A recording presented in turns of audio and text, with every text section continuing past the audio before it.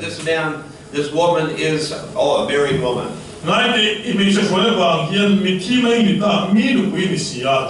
Now Abimelech had not gone near her. He said, God, are you going to destroy us because I did this in honesty? He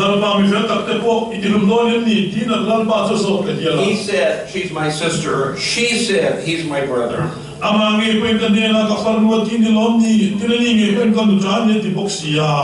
So I have done this with clear conscience. And God says, yes, I know that. And that is why I did not let you touch her. He says, now return the man's wife to him. And he will pray for you and you will live. But if you don't return her, then all of you are going to die. Now, what's the big deal? Okay. You see, God has already told Abraham that within 1 year, Sarah is going to have a son.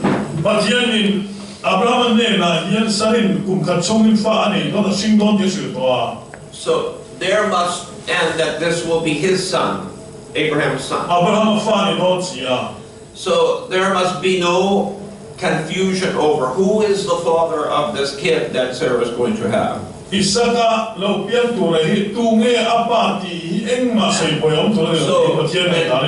when she is taken into the Indian history, they would say the zenana, the harem of the king, God closes all the wounds of everybody among the Philistines.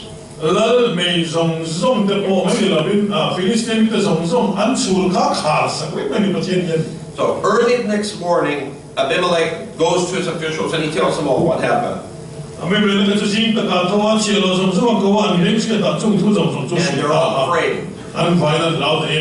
And then he calls Abraham. Basically he said, what's wrong with you? Okay, what did I do to you that made you treat us like this? And he says, why? Why did you do this? And Abraham said, I thought that they will kill me for my wife. And so that's the same fear that he had before in Egypt.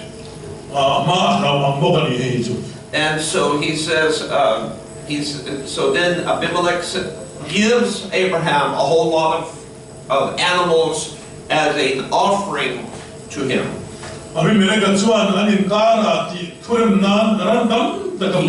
He returns his wife to him. He says to Abraham, the land is before you, you can live wherever you like. He says to Sarah, I am giving your brother a lot of shekels, a lot of silver. Then Abraham prays to God. And God heals all the people in the Abimelech's court. What is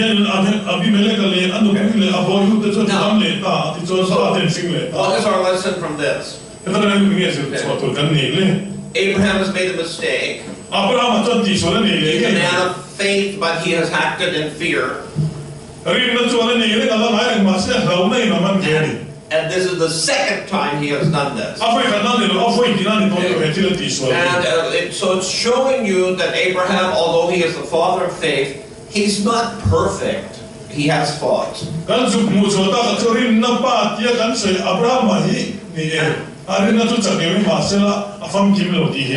that is a relief to us because we also are not perfect. We have flaws.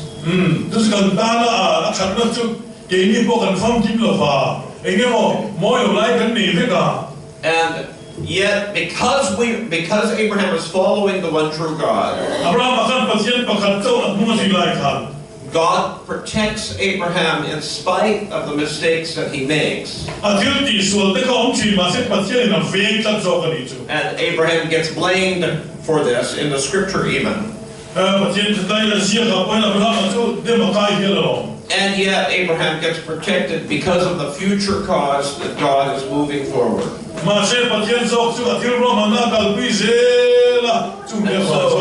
that is a comfort to us.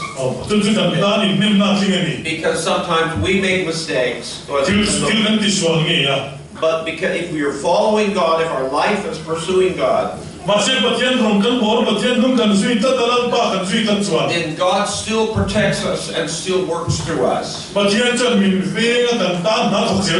And I don't know how you feel, but I feel very comforted that God still loves me and is still wanting to work through me, even though I make mistakes sometimes.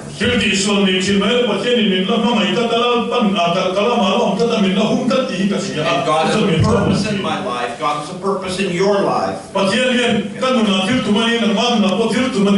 And God will fulfill this and make it happen